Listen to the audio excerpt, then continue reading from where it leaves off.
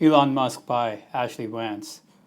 What an amazing book, and what an amazing story of an incredible entrepreneur. If you are an aspiring entrepreneur, if you are a startup owner, you have to learn from Elon Musk. He's one of the greatest entrepreneurs of our times, one of the co founders of PayPal, moving on to do SpaceX and Tesla and Solar City. He has just been a phenomenal entrepreneur in so many different industries. So, what did I learn? What did we learn from this book, from Elon Musk's biography? And I'm sure there will be more biographies written of him because he's still a young guy. There's a lot he will be accomplishing in this life. But one of the greatest lessons we can learn from Elon is believing in the cause rather than the strategy to achieve, to get that outcome. So believing in why you want to do something, believing in the cause so passionately that it doesn't matter whether you're going to succeed at it or not. You're just going to keep on going after it. So when after he had made around $250 million from the acquisition of PayPal, he started thinking about building a rocket company. And his friends thought he was crazy. They really thought he was crazy to just throw away his money, his hard-earned money, into something crazy like a rocket company, doing a private enterprise trying to create rockets or trying to launch rockets. But Elon was not to be deterred. So people have often asked him, why did you go down this endeavor, this crazy endeavor of launching rockets into space? Did you think you were gonna be successful at it? He said, no, I did not think that we were going to be successful, but he said, and I quote him, he said, I really believe that if something is really important, you must really go after it, even if the likely outcome is failure. Very powerful, very profound. It's almost the understanding that when you have a very strong why, it doesn't matter how you're going to accomplish it. You're just going to figure it out.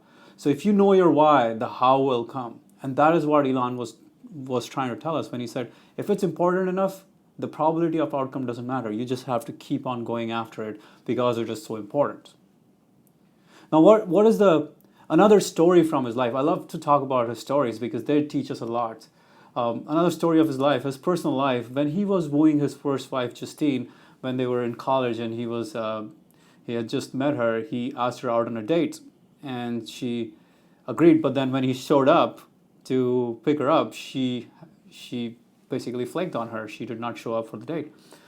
But Elon was so persistent. He went and searched her girlfriend, her best girlfriend, asked her what is her flavor of her favorite ice cream, and asked her where she was going to be on this and this day at this and this time.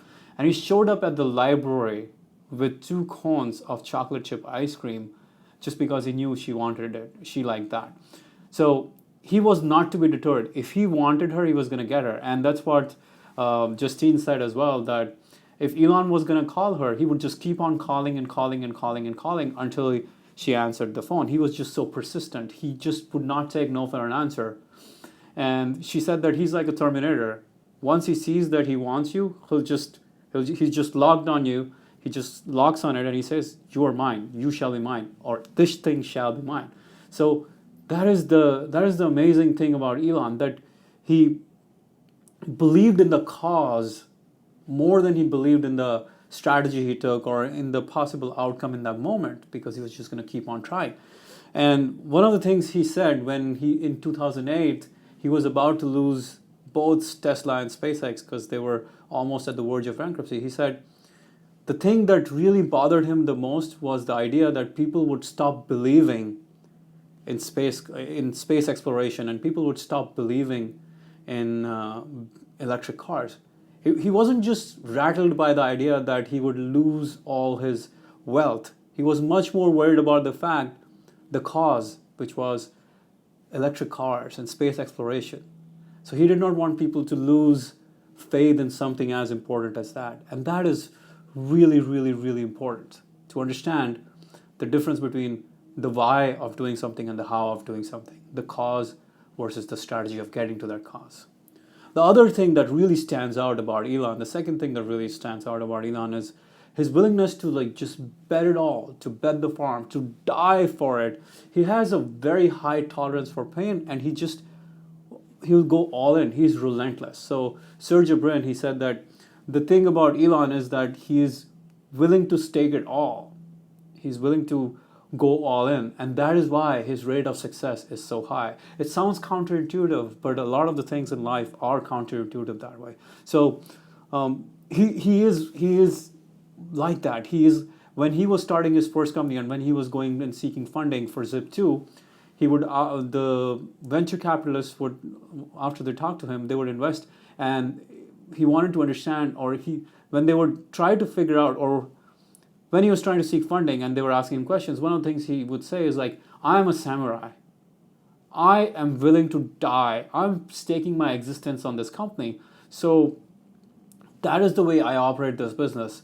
I will do whatever it takes to make it work. And that is what kept the venture capitalists coming at him. And one of the greatest stories of his life, greatest now in retrospective, back then it was probably one of the most painful times of his life. In 2008, he had divorced Justine, his first wife, and he had 5 kids from his first marriage. Not only that, both SpaceX and Tesla were just about to go bankrupt, and this is in December, near Christmas time, and they're both about to go bankrupt. And Elon is wondering if he should split his money between the two companies, or if he should just, splitting wouldn't work. So he had to go in one way or the other, but he couldn't just do that either because he wanted both of them to survive. So he got to the brink of it, almost the brink where he wouldn't even be able to make payroll the next day. And some of the venture capitalists, one of the venture capitalists on his Tesla investment, they started to feel like they could get a lot more. They wanted to get ownership of the company by because they figured out that if they could twist his arm, they could make some quick money. But Elon didn't want to do that. So he refused. He kept on persisting, trying to figure out a way to make money, almost to the point, 23rd of December, 2008, he still didn't have the money. The companies were going to go shut down in a week's time. And he was living on his friends' couches. He was down to, his personal fortune was down to a few $100,000. And he was maxed out. But he kept on hustling. And in 2008, on December 24th or 23rd, NASA came calling and they awarded him a $1.6 billion contract. And then he was able to fund a round of Tesla because he was able to tell his investors that he was going to take a loan, and so on and so forth. But the amazing thing is that he went so close to failure. He went so close to being all out of everything, but he kept on going. He did not give up on the dream. He did not give up on the cause. And that is the amazing thing about this guy, that he is willing to take it to the death. And if that is the conviction you have for your startup, for your business, then you can see why you would be successful. The other thing to learn about Elon is his just hardcore work ethic. He's famous for saying that if you work for 50 hours a week and I work for 100 hours a week, I will do in 5 years what you take 10 years to do. So I will work 100 hours a week. And he works more than that. He works every day of the week. In fact, there are stories that he will set up his desk in the middle of the factory on Fridays and Saturdays and Sundays just to emphasize the fact that he's working, and he expects everyone else to be working hard as well. And when he was starting Zip2, there's another story. The story goes that when he had started Zip2, him and his brother Kimball, they did not even rent an apartment. They said they were just going to use the office. They're going to sleep in the office, they're going to shower at the YMCA, and they're going to work all day long on this startup. And that's what they did. And Elon would sleep under his desk in the night times after doing coding all night long. And whoever was the first one who came into the office, he would just wake him up, and Elon would get back onto the computer and start coding again. That was the maniac obsession he had with hard work, with doing it, and no matter what. And even when he was dating this, and he had a girlfriend, the girlfriend would come over and would actually sleep at the office because that was the only option she had, and she was okay with it. This guy was on a mission, so he was not going to be stopped. He was going to keep on working hard. The other thing that really stands out, his thirst for knowledge and reading. So when he was 12 years old, he was reading 10 hours a day. He would read like 2 books a day, and in 4th grade, he ran out of books to read. in his school library. He ran out of all the books to read in school library. So he went on to read Encyclopedia Britannica, and he read all of the Encyclopedia Britannicas. That is his thirst for knowledge, and that shows because he's one of the most knowledgeable men out there when it comes to all these different perspectives: physics, astronomy, electric cars, rocket science, or biographies of great people, Hitchhiker's Guide, science fiction. One of his favorite books is The Hitchhiker's Guide to the Galaxy. He loved to read. He loves to read. He loves to understand. And there's a famous little story where all his friends were partying it up in Las Vegas after they had made their hundreds of millions of dollars in PayPal. And Elon had also made $250 million. While people were partying at the pool, Elon was sitting in a corner reading some obscure rocket science manuals and books. And his friends were just surprised at how intense this guy is when it comes to seeking knowledge and figuring it out. And his companies, he did not have the knowledge to build an electric car. He did not have the knowledge to build a rocket company, but he figured it out. He read it. He went to the experts. He seeked out knowledge. And that's always been a constant theme in his life. So really powerful ideas from one of the greatest entrepreneurs of our time. I highly recommend you look into learning from Elon. Great guy.